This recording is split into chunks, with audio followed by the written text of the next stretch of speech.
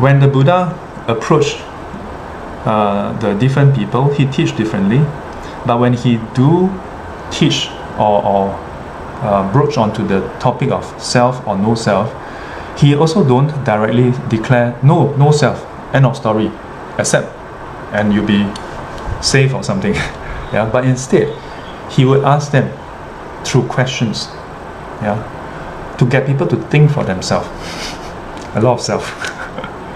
So the Buddha would ask these pretty standard kind of questions, and he would ask, consider this: is form permanent or impermanent? Yeah. So form, physical form, would include the body. Yeah. Would include what we call the body, right? Let me just highlight this. So we have the body, yeah, physical form. It can also be part of the traits, yeah, and also our possessions, our achievements. Yeah, all these can be physical. Yeah. Then he will ask, is it permanent?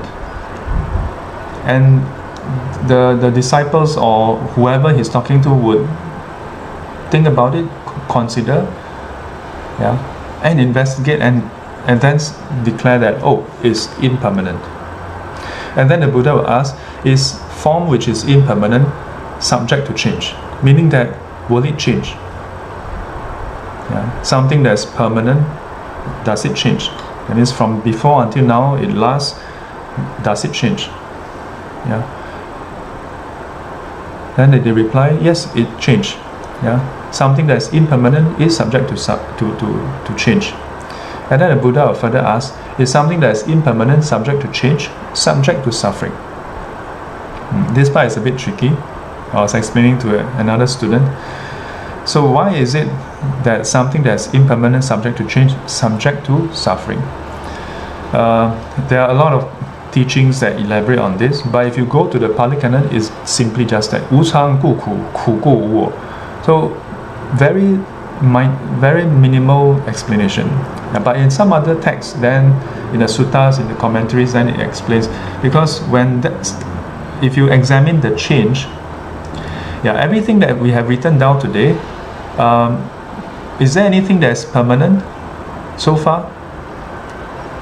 The only thing we can think of is perhaps the name, and for Singaporeans, the IC. But even this, the IC, is not permanent.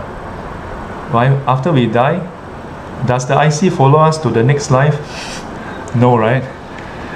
And our name, we can be given multiple names, so the name can change. Yeah. And as I mentioned earlier, my student changed her name, so we can change our name.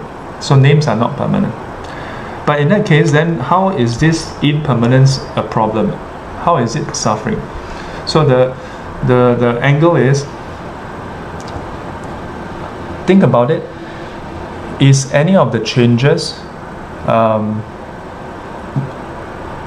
due to conditions or not due to conditions?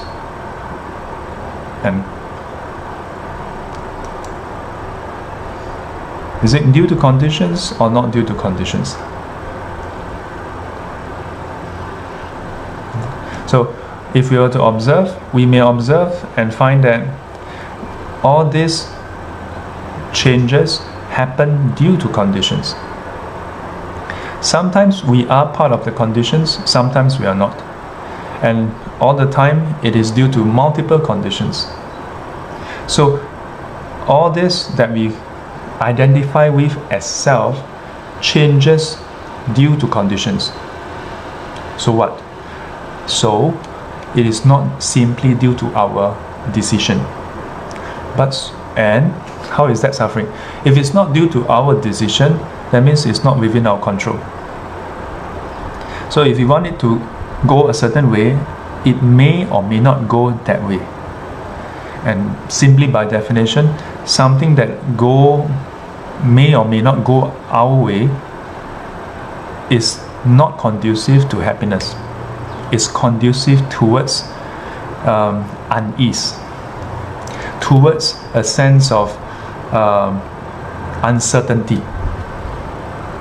And all this alludes towards suffering. Not necessarily like just because it's impermanence, then immediately, wow, big deal, suffering. But it's in that direction already. And that is part of the problem, because it is merely in that direction, but may not have enough amplitude to let us recognize it as suffering. And that's why we don't usually recognize it as suffering.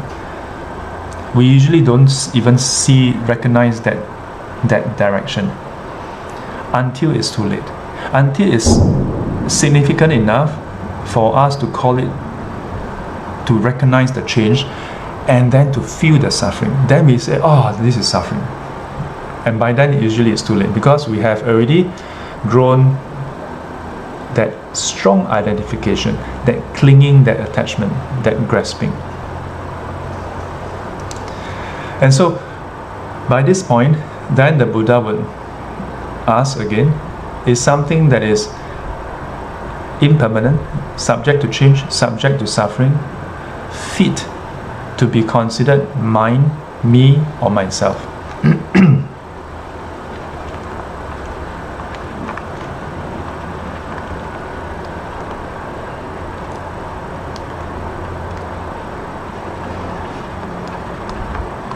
Yeah. Is it fit? Does it qualify? Yeah. Something that is always changing, that's not permanent, keep on changing.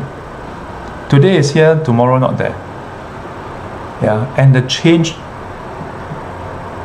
is not totally due to you, not your decision, how it changes. So in what way is that you?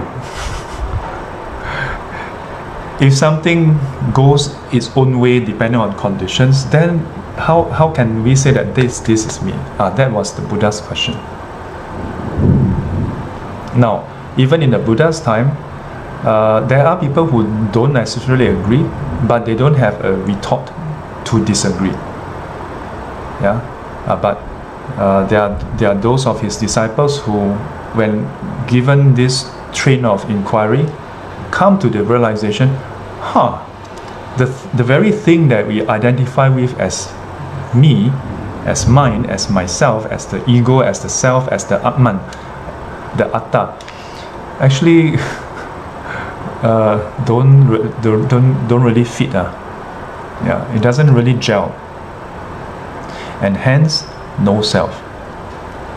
So the no self is not simply just as a standalone statement, but it is through a process of inquiry.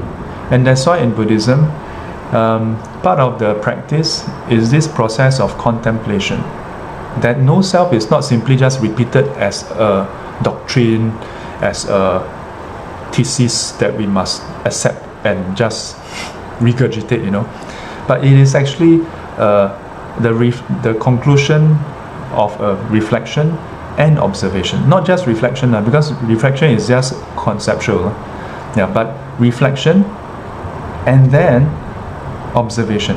That you observe that truly there's nothing that changes